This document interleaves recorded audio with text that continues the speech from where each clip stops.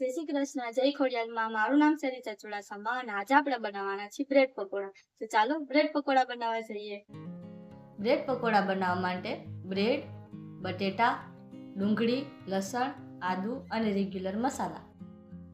હવે આપણે એક બાઉલમાં બાફેલા બટાટા લઈ લેશું.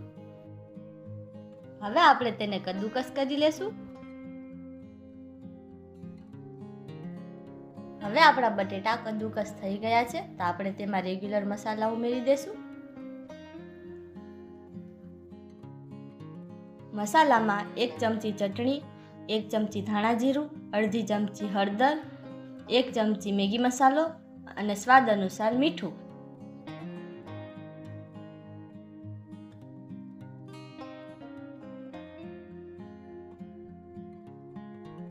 આપણો મસાલો તૈયાર થઈ ગયો છે. હવે આપણે તેને વઘારી લેશું. મસાલો વઘારવા માટે 1 પાવરું તેલ, અડધી ચમચી જેટલું જીરું,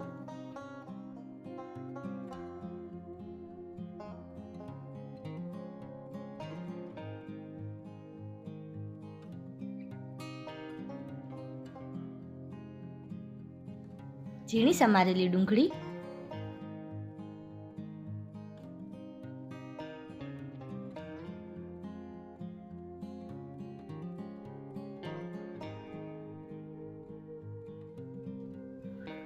ઝીણા સમારેલા મરચાં. મેં એમાં 2 તીખા મરચાં લીધેલા છે.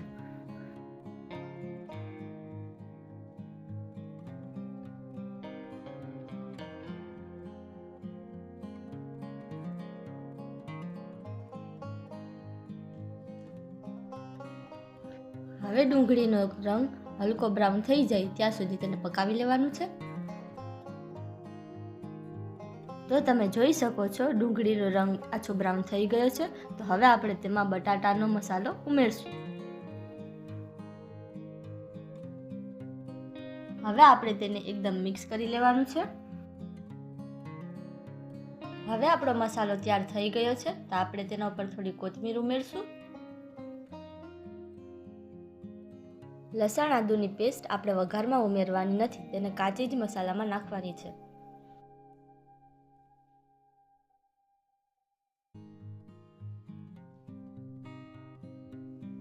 હવે આપણે મસાલાને બ્રેડ ઉપર પાથરી લેશું.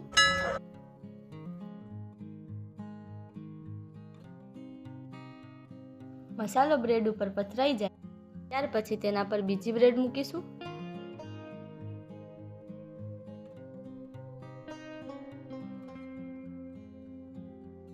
હવે આપણે પકોડાને આ રીતે ત્રિકોણ આકારમાં કાપી લેશું. એક તપેલીમાં ચણાનો લોટ,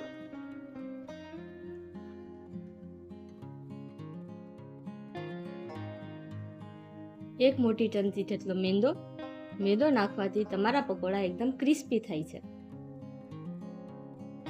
અડધી ચમચી ચટણી,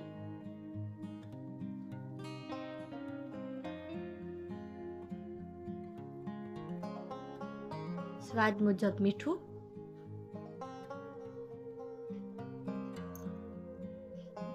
અડધી ચમચી ધાણા જીરું, અડધી ચમચી હળદર,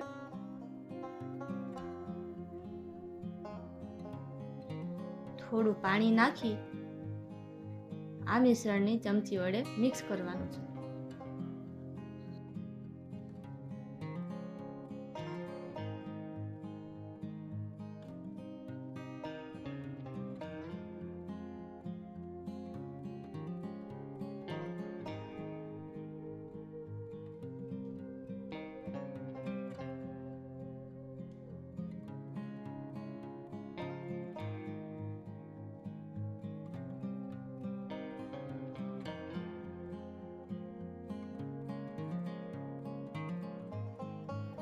તો તમે જોઈ શકો છો બેટરને આટલું પતલું રાખવાનું છે.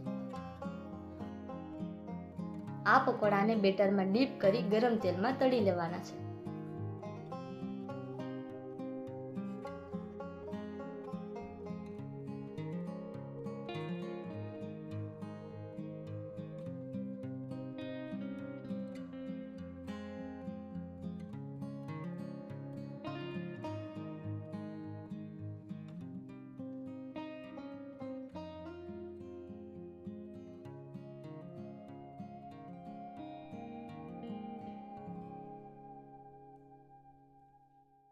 તમે જોઈ શકો છો આપણા પકોડા ગોલ્ડન બ્રાઉન થઈ ગયા છે. આપણે તેને ઉતારી લઈશું.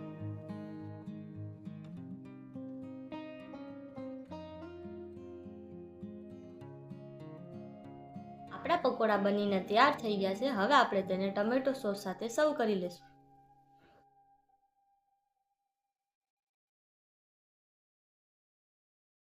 તો આ હતી બ્રેડ પકોડા બનાવવાની રીત. જો તમને મારો વિડીયો સારો લાગ્યો હોય તો મારા વિડીયોને લાઈક, શેર અને સબસ્ક્રાઇબ કરો. Thank you.